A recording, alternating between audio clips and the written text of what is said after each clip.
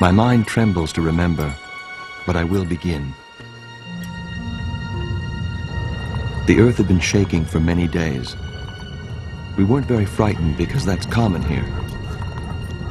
But by night, the tremors had grown so strong that everything shook and fell. In the twilight of the 1st century, the Roman Empire shook to its foundations. The buildings around trembled with such force that we were sure to die if we stayed. As we fled, I took my mother's hand. The sea swallowed itself and then hurled back a huge wave. You could hear women wailing, babies bawling, and men shouting. A few were so afraid of death, they prayed it would come soon. The author would survive the eruption of Mount Vesuvius, but other disasters would rock his life, and the lives of millions around the empire. For as the 1st century passed its midpoint, civil war would be unleashed, and despotism would once again stalk the capital city. Many wondered if Rome would collapse after a century of glory, if the years of eruption would destroy the Roman Empire in the 1st century.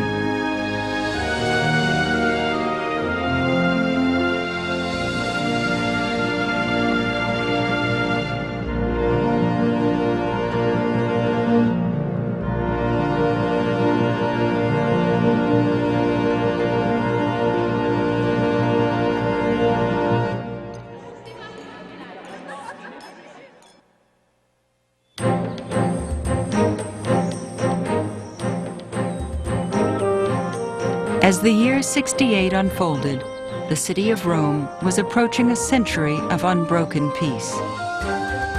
Prosperity reigned, and dangerous times seemed buried in history as people pursued lives of comfortable routine.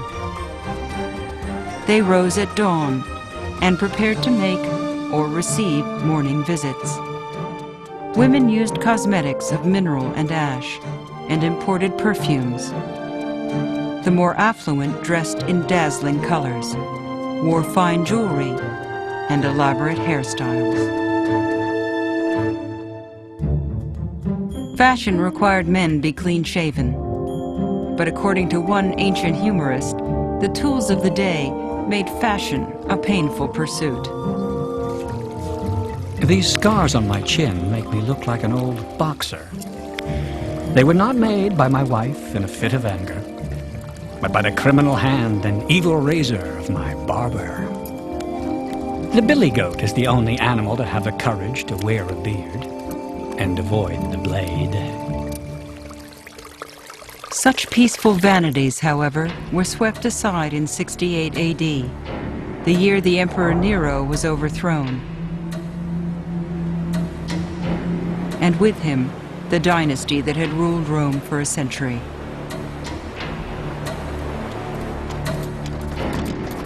The revolt had begun in Gaul and spread quickly to Spain. The imperial army posted there rose up and marched toward Rome. Nero committed suicide. The empire echoed with the fury of civil war. Generals worldwide wondered if they too should enter the fray. In the province of Judea, one man was already hardened by battle.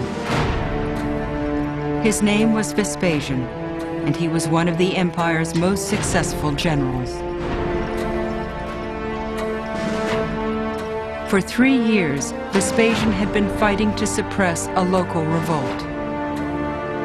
With victory in sight, Vespasian's ambitions suddenly turned in directions unprecedented for a man of his station.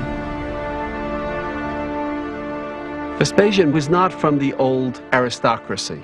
His family comes from a small town not very far from Rome, but a world away in social class. His father and grandfather had been tax collectors and soldiers, and he himself liked to put on the image of a man of the people. a man of the camp, a man who is one with his soldiers. Vespasian's troops urged him to seize power. Soldiers in other provinces backed him too. Emboldened by the opportunity, Vespasian directed them to march on the capital. Vespasian's advanced troops began in the Balkans. They rounded the Adriatic Sea and descended on Rome.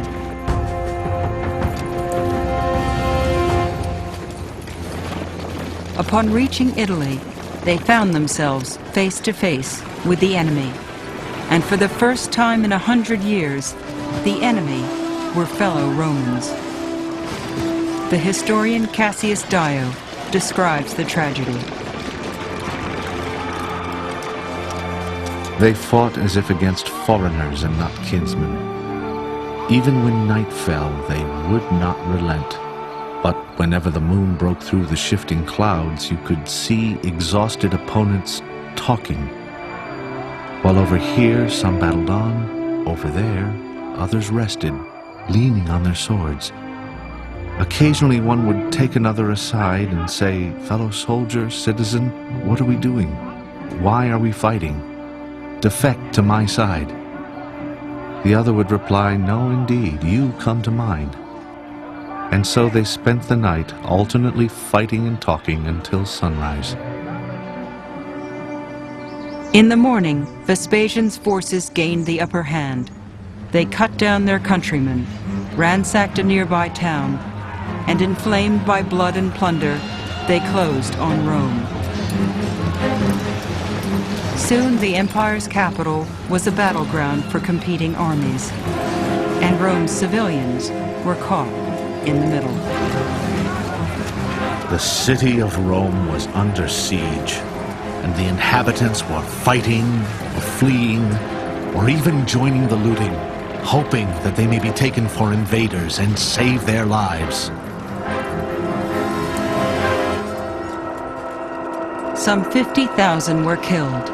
Vespasian's forces won the day, and the feeble Senate ratified the result. Vespasian, a rustic man of the camp, was now emperor of Rome. The Civil War revealed the dirty secret of the empire, that power really rested on military force. Anyone who had sufficient military might at his back could make a run at the imperial throne. And any emperor in the future would have to bear that in mind. Rome was now a military dictatorship, and the empire's citizens braced for an uncertain future.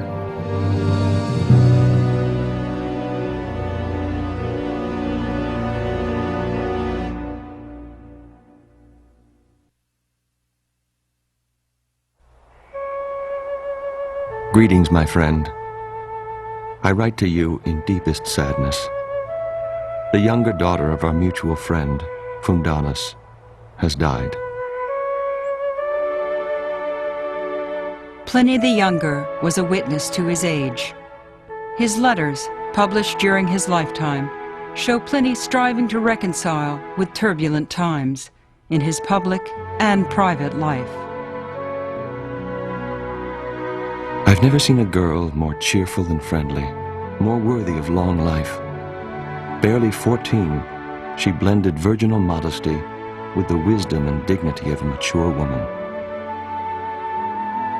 And her early death was all the more tragic, since she was soon to marry a fine young man.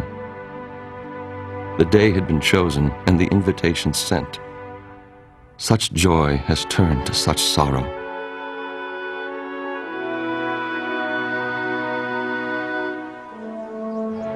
Pliny was just a child during Rome's civil wars. He was born into a wealthy family from the countryside of northern Italy. Far from the capital, he was spared the immediate violence of war, but he was not spared personal tragedy. His own father died while young Pliny was still a boy. It was a life-changing blow. but it was hardly unusual. Apart from the hazards of war, many Romans died young from infectious disease, famine, and women from childbirth.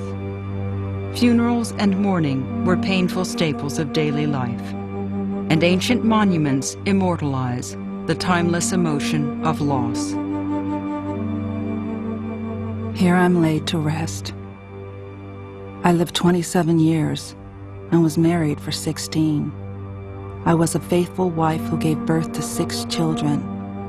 Only one survives me. To my most beloved wife, who lived with me for 18 years and gave me no cause for complaint. But now I complain, and I beg you, spirits, to return my wife to me, that I may not experience such criminal separation any longer. These were laments young Pliny could easily understand, for the events of Pliny's childhood taught him early and well that life was fleeting. Fame, he concluded, was the only tonic. By chronicling his times, Pliny hoped he might shape the empire's legacy and write his own. Death seems bitter and premature for those composing timeless works. My own mortality, my own writings come to mind. No doubt the same thoughts frighten you. While life is with us, we must struggle to make our mark, so that death finds little it can wipe away.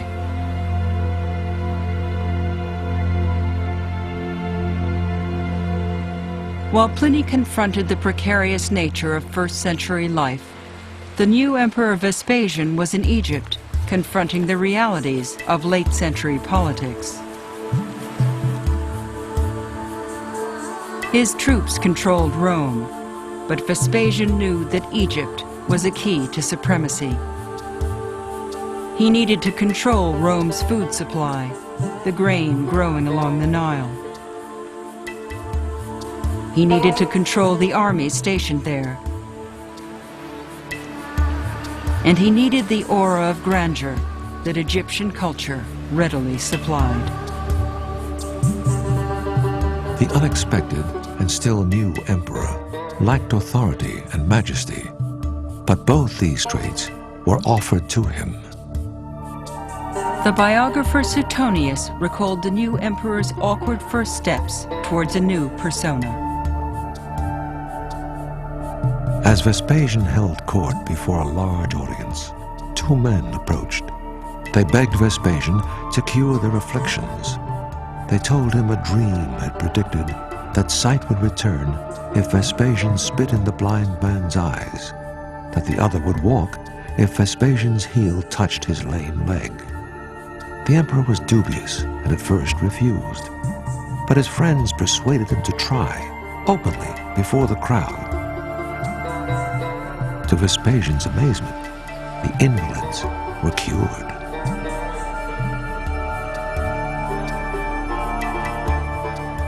All emperors needed legitimacy, they needed authority, they needed some sign that their power came from outside, had the will of the gods behind it. And it's very common to have miracle-type stories hovering around emperors. Vespasian particularly, because he comes to power from nowhere. He's not part of the reigning dynasty. He needs these signs of authority. Vespasian embraced his newfound stature, but he knew image alone could not hold the empire together, that his real power came from the military, and nothing would cement it more surely than a foreign victory. Vespasian fast returned his attention to Judea, to the province he left in haste the year before. Judea was still aflame.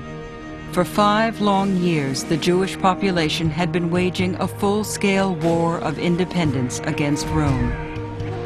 The revolt showed stunning audacity and brought staggering costs. By the year 70, Roman forces had reduced much of Judea to smoldering ruins. The Jewish army had been decimated, and the few surviving rebels were now besieged inside the walled city of Jerusalem, with one notable exception. His name was Josephus. Josephus was a Jewish aristocrat. He was educated as a Pharisee. He was very much a freedom fighter for his people and a military leader. But he became convinced, or perhaps convinced himself, that God was on the Roman side in this battle, in this war.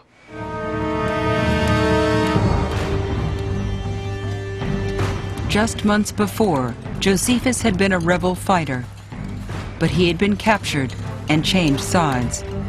Now he operated freely in the Roman camp outside Jerusalem's walls, and he offered useful information to the invading army. Josephus's former allies, even his own family, were still besieged inside the city. But on the Romans' behalf, Josephus now urged his fellow Jews to surrender. I circled the wall. I begged them to spare themselves, their country, and their temple. They knew Roman strength was irresistible. What land had escaped the Romans?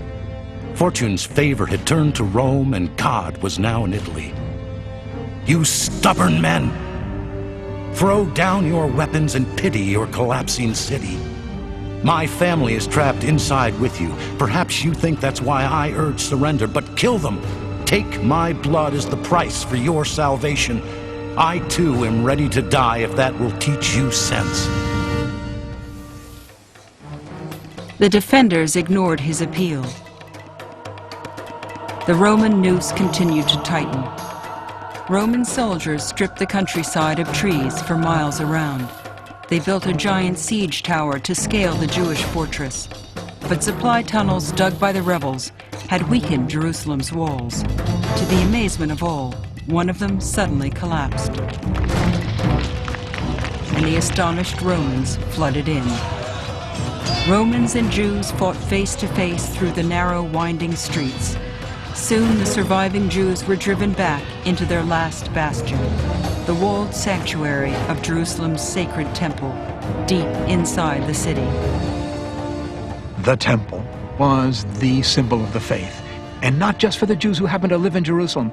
This was true of the Jews all over the Mediterranean, most of whom had never been to Jerusalem, had never seen the temple, but for whom it was the emblem of continuity of Judaism. However sacred, the walls of the temple could not withstand the onslaught. A Roman soldier flung some burning wood into the temple grounds. Immediately, the temple burst into flames, and Roman troops invaded.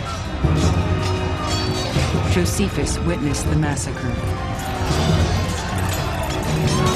Passion alone took charge. Flight and death were everywhere. Most of those killed were unarmed citizens, butchered wherever they were caught.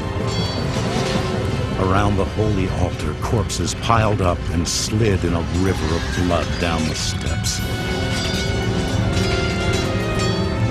The cries of the stricken spread everywhere. I can imagine nothing more horrifying than those cries.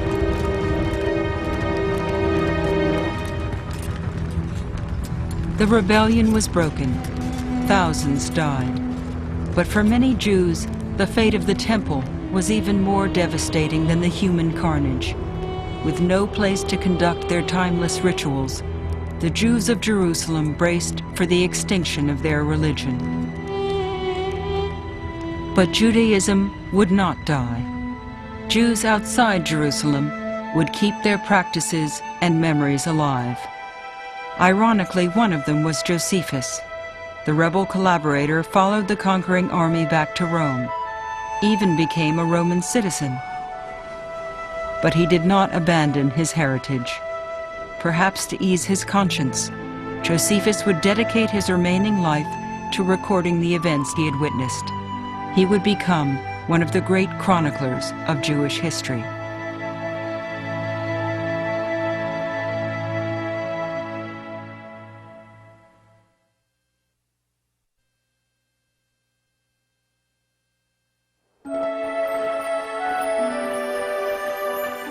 Recently, I have spent all my time among writing tablets and books. How is that possible with the races on, you ask? They're not the kind of spectacle I find tempting. I marvel that thousands are so childish and long to see again and again galloping horses pulling men standing in chariots.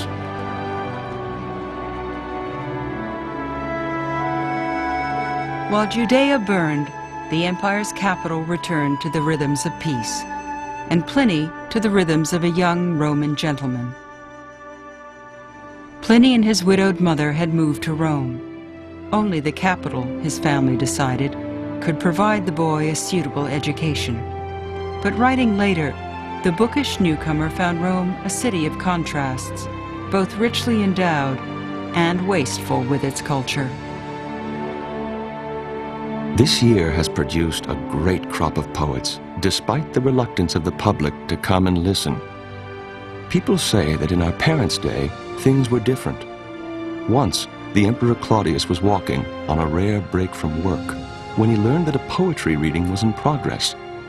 So great was his love of letters that unexpectedly he joined the audience. But today, even men with ample leisure neglect the arts. The lost refinement that Pliny mourned may have been more imagined than real, but Rome had changed over the course of the 1st century. Many old families had died out, and new ones, such as Pliny's own, were rising to prominence. Foreigners also enjoyed growing influence, and their cultures left a strong mark on Rome. New religions, such as the worship of Isis and Mithras, were absorbed from the East, and philosophy from Greece. The Romans were not cultural imperialists who came in and said, you've got to do just like we are doing. Quite the opposite. They gave a lot of freedom. It is not simply Rome coming in, laying things down from the top. The local cultures are being given the opportunity to make their own contributions in many different ways. Rome's willingness to embrace cultures not its own was one key to the empire's strength. But for some, it was also profoundly unsettling. Towards the end of the 1st century, a man named Juvenal wrote scathing satire, voicing the frustrations of many Romans. Few groups escaped Juvenal's poison pen. Now let me say something about that race that most appalls me. I just can't stand our city full of Greeks. For too long now, the East has dumped this scum into our beloved Tiber, carrying with them their language and habits, their flutes and ridiculous stringed instruments. What a travesty. Foreigners just blown into Rome get a better deal than I do. I, who drew my first breath in the city. With Juvenal, what you've got is a satirist who will fire at any target that moves. But in firing, he creates a consistent figure for himself. And the figure is of a good Roman, what a Roman really ought to be, in a city where everything is going wrong, where Rome has ceased to be Roman, where it's flooded with immigrants. Juvenal is the voice of the old-fashioned Roman protesting about the way the world is changing around him. Really aggravating is that woman who sits down at a dinner party and immediately starts holding forth, weighing the merits of Virgil against Homer. Words spew from her mouth, clattering like pots and pans. Lawyers and vendors and even other women dare not speak. Such matters are men's concerns.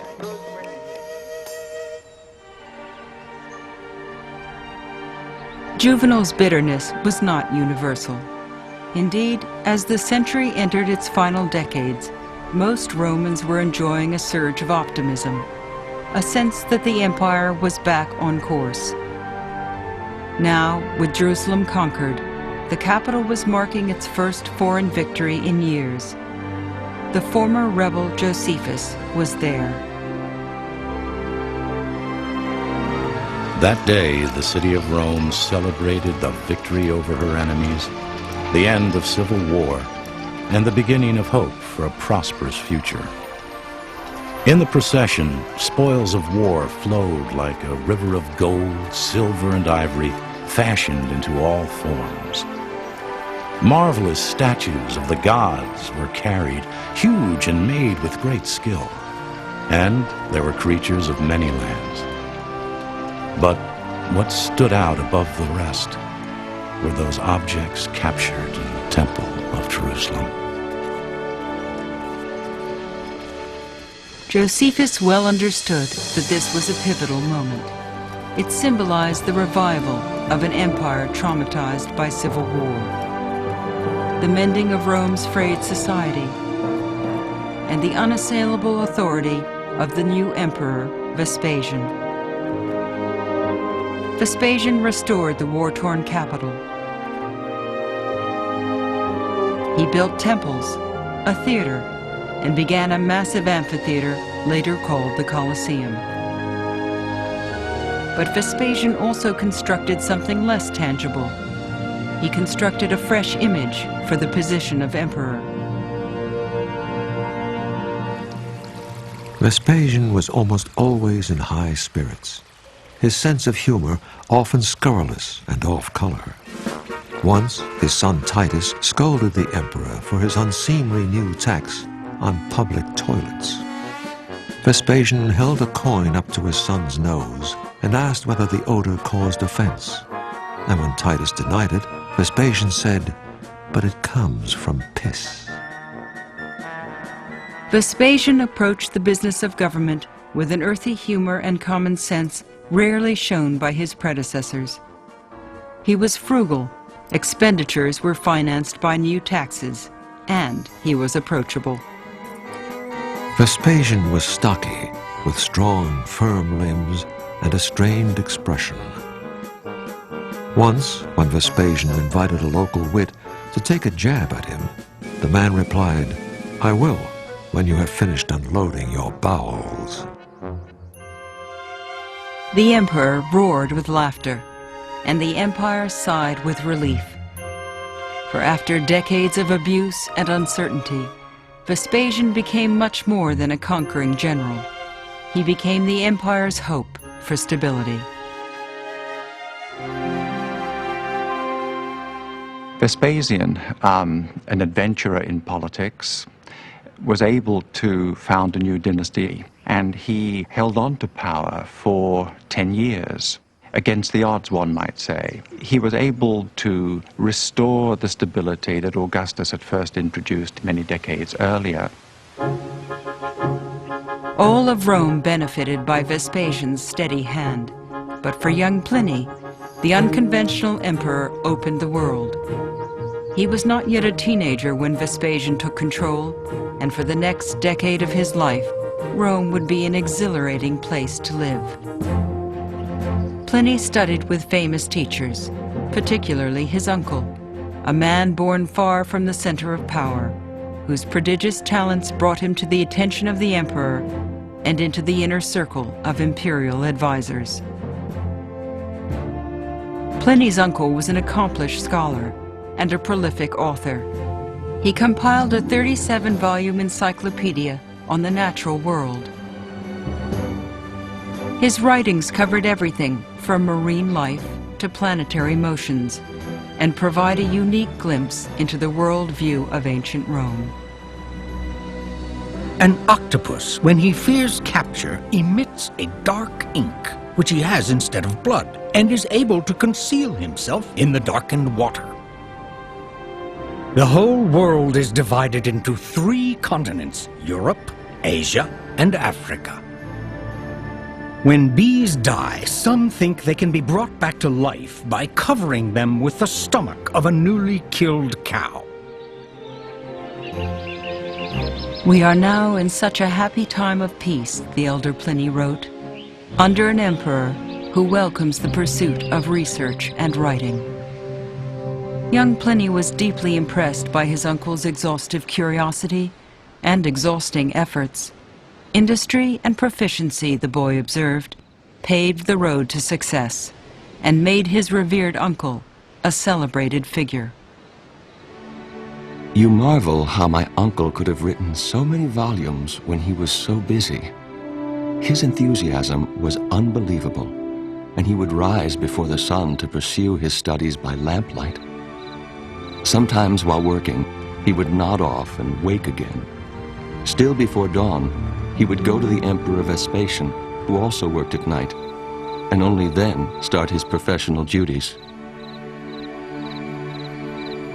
Vespasian rewarded Pliny's uncle with important posts in Spain, Gaul, Africa, and the boy rejoiced when the elder returned to Italy to command the Roman fleet. But in the year 79, a shadow fell across young Pliny's path. After ruling for a decade, the family patron, the Emperor Vespasian, became gravely ill. The emperor knew he was dying, but his humor remained to the end.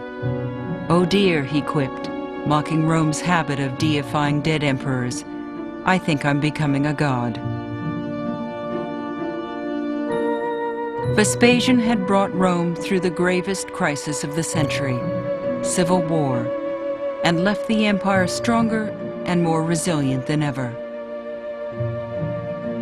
But Vespasian passed on a troubled legacy too. "My sons will succeed me," he declared openly, "or no one will." The empire was still plagued by the scourge of hereditary rule. Vespasian had done nothing to change that.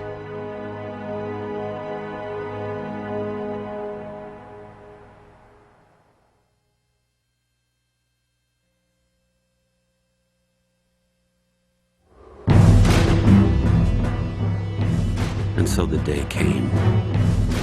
The people had already gathered for the spectacle of our punishment, and those who were about to die were forced to march through the arena.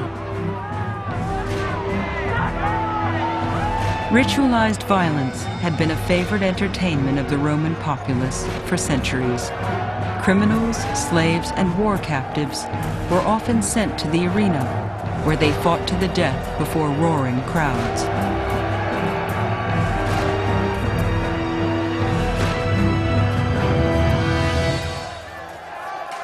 All around I could hear the instruments of death. I could hear the sound of a blade being sharpened, of metal weapons heating in the fire, the clatter of sticks, the cracking of whips. The trumpets sounded the death knell. Stretchers for the dead were brought on, a funeral parade before death. Everywhere there were wounded men, groans, gore. Nothing but danger before my eyes.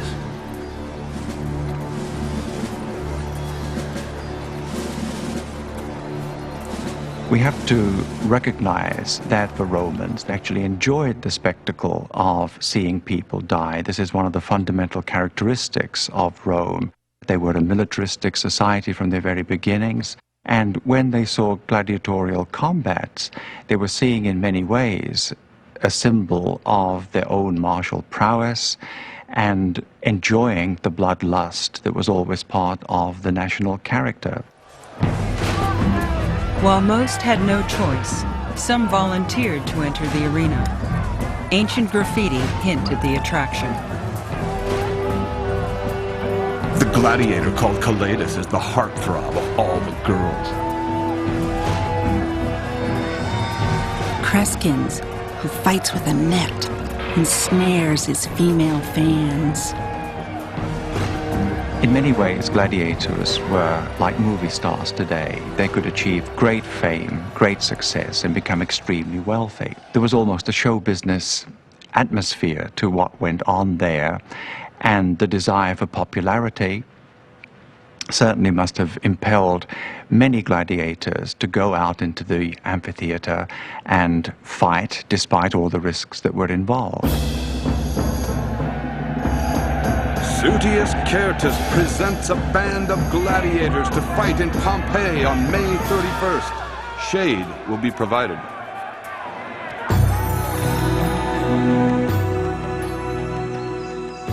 In the summer of '79, the city of Pompeii was a thriving community of some 10,000 people.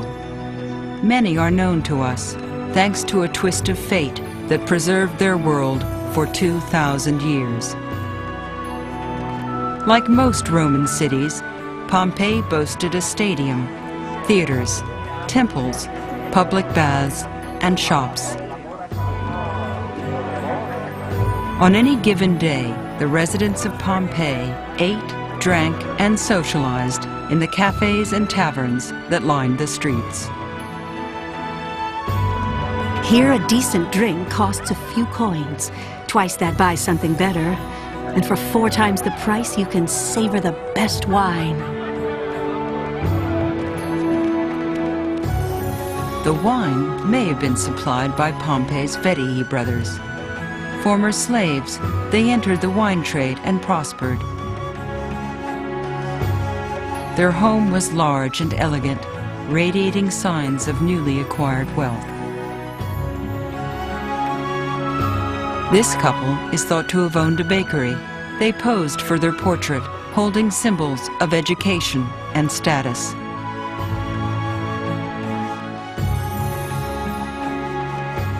Across town lived a woman named Julia Felix, a wealthy landowner who rented real estate on the grounds of her expansive villa. On the estate of Julia Felix, the following are for rent: luxurious baths, shops, cafes, workspaces, and second-story apartments.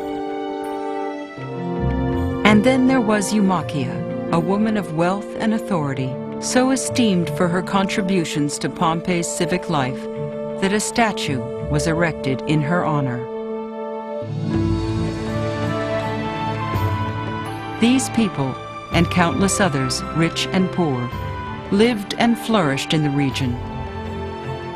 Ancient graffiti revealed the vitality of their everyday lives. A copper pot has vanished from this shop. Whoever returns it, the reward is yours.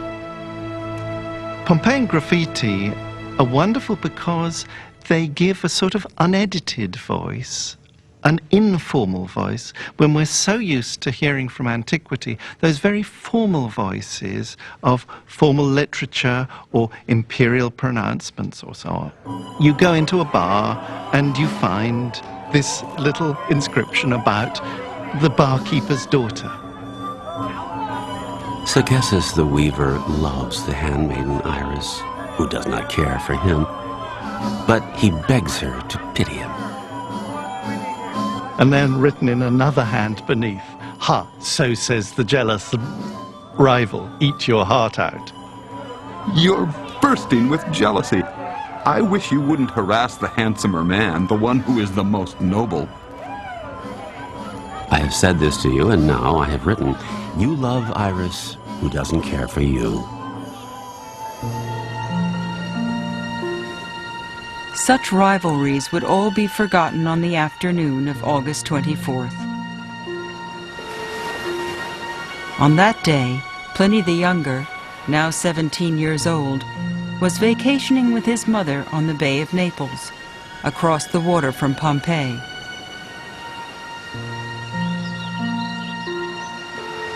His uncle had come down from Rome on naval business. Suddenly, an unusual cloud appeared in the sky above Mount Vesuvius. The cloud was shaped like an umbrella pine, with a long trunk that branched at the top.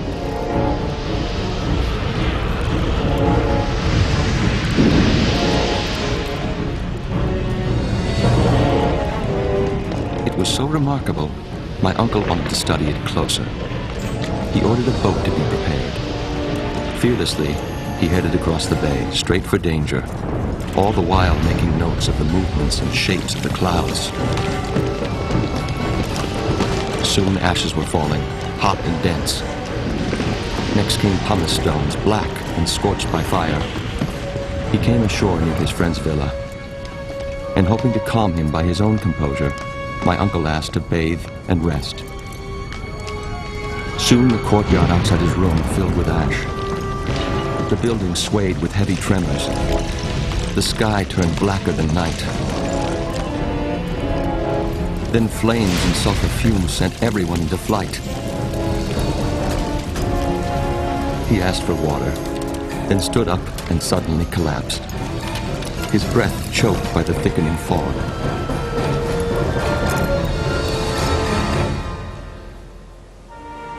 Daylight came 3 days later.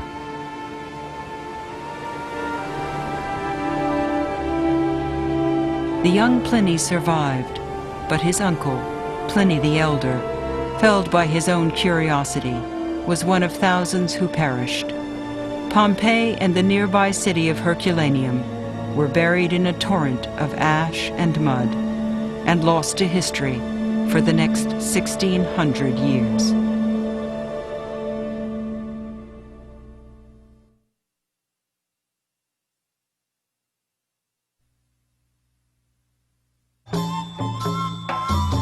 We hired a porter called Corax, who turned out to be more trouble than help. He often dropped his load, complaining about the pace and griping. "What do you think I am, a horse? I am no less free than you, even if my father left me a pauper." Not content with cursing us, he lifted his foot and filled the air with the noise and stench of his fart. The people who toiled to earn their living rarely wrote about their lives. The vibrant mass of porters, cooks, builders, and merchants was mostly illiterate. Even those who could write had little time to reflect. Instead, we hear of them through the voices of their patrons, men whose ancestral fortunes often freed them from the need to work. Some trades are too coarse and vulgar for a gentleman. We disdain customs officers and moneylenders. Also beneath us are all occupations requiring labor alone without skill. They are no better than slavery. Even less vocal were the throngs of slaves who kept the empire running. They worked everywhere, in Roman mines, fields, and households. Many came as war captives. Others were born into bondage. And while the ancient institution festered with the same abuses seen later in history, in the Roman Empire, it had a different complexion. Slavery was not based on race. In fact, it was what you could call an equal opportunity condition. Anyone was liable to become a slave at any time, and in fact, the biggest difference between ancient forms of slavery and modern forms of slavery is this absence of a sharp color contrast. Roman slaves merged so well into the population that the Senate once considered a plan to distinguish them by special dress. The idea was rejected. If slaves saw how numerous they were, the Senate decided, they might be emboldened to rebel. Pliny the Younger was no stranger to slavery. His family owned a large country estate, several homes, and like most affluent Romans, many slaves. While secure that full-scale revolts were rare, Pliny knew well that discontent simmered beneath the surface. I must tell you what has happened. The atrocity Larcius Macedo suffered at the hands of his slaves deserves public outrage. He was washing in his bathhouse.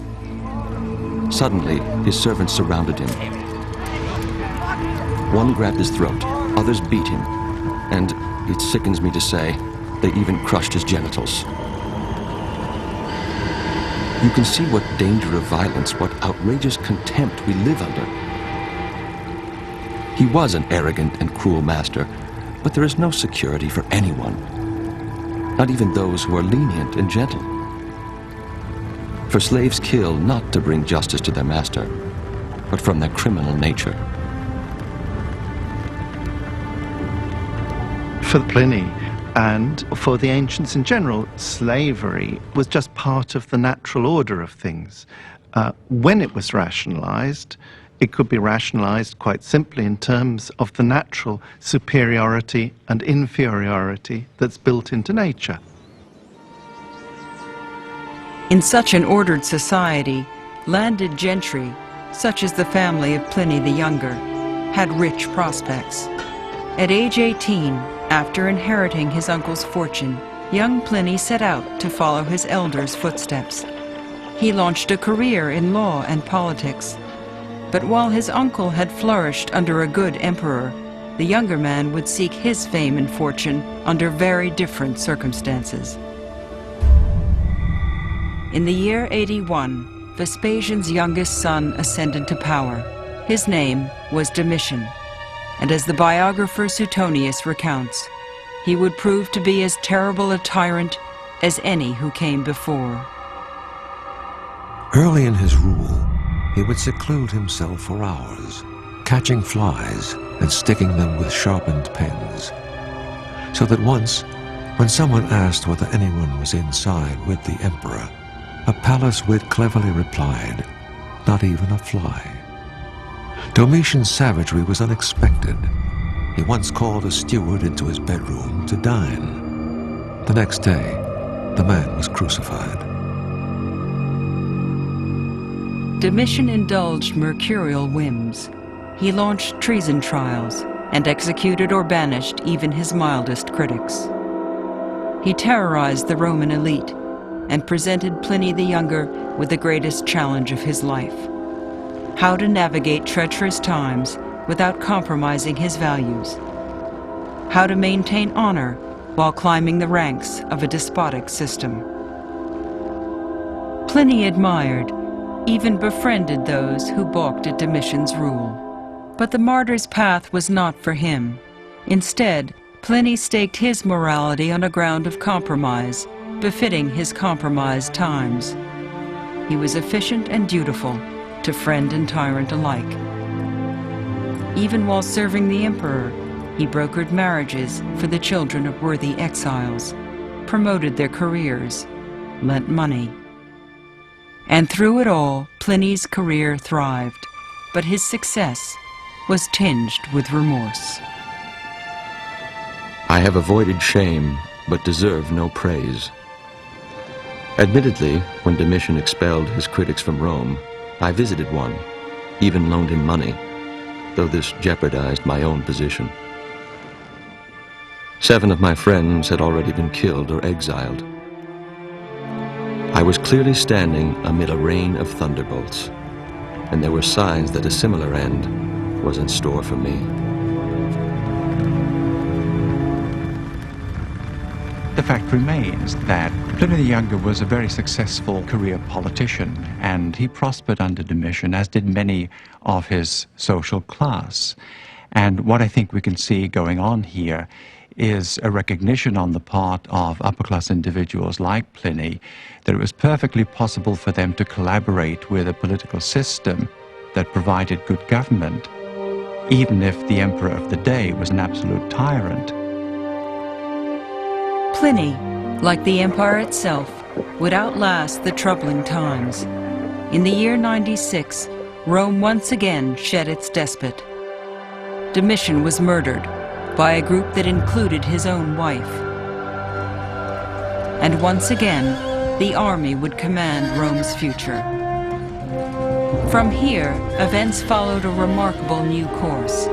For the first time, Roman generals cooperated to choose the next emperor, and they compelled him to adopt an acceptable heir from outside his own family. It was startlingly innovative, and the result was resoundingly successful.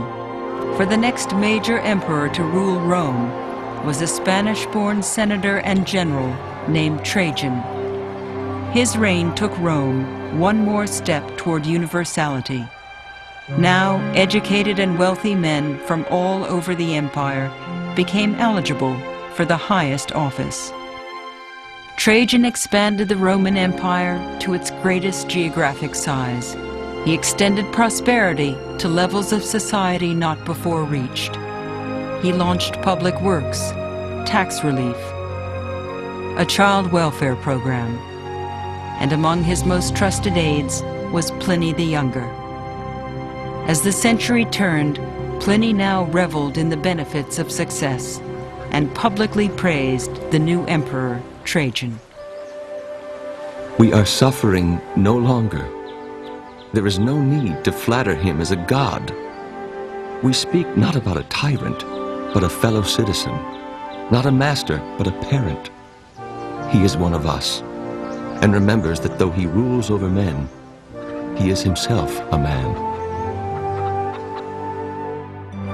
Trajan would close the door on the empire's defining epoch. He would set the course for generations to come and project the collective voice of the first century across 2 millennia where it resonates today. Europe today draws on the power of an image created by the Roman Empire. Rome takes the cultural systems developed initially in the Eastern Mediterranean and spreads them in a dramatic way and lays the foundations of a whole cultural zone that is our modern Europe. The first century provided us with a powerful model for a global society consisting of people from different ethnicities and different cultures who were able to unite on certain fronts and remain distinct and separate in others. In the first century, we see in the midst, in the very teeth of the most powerful system of imperial domination that the world had ever seen up to that time. See, right in the midst of that, the fluorescence of a notion of human freedom that grows up like a lotus out of the mud pond of Roman domination. All around us, how much things have changed. My work brought me success, then danger, then success again. Towards the end of his life, Pliny the Younger prepared to enter history as a spokesperson for his age. Few had basked longer in the might and majesty of imperial Rome. Few knew better its darker side. But Pliny's perspective was long, and like those who came before, he trusted that his better side would endure. Whether posterity will remember us, I do not know. But we certainly deserve distinction. Not for our genius, for this would sound arrogant, but for our dedication, labor, and concern for the future. We will continue on the road that we have taken, which, while it carries few into the full light of fame, leads many from the shadows of oblivion. The Roman Empire would survive for centuries to come. But the men and women of the first century left a legacy for the ages, deserving forever the full light of fame.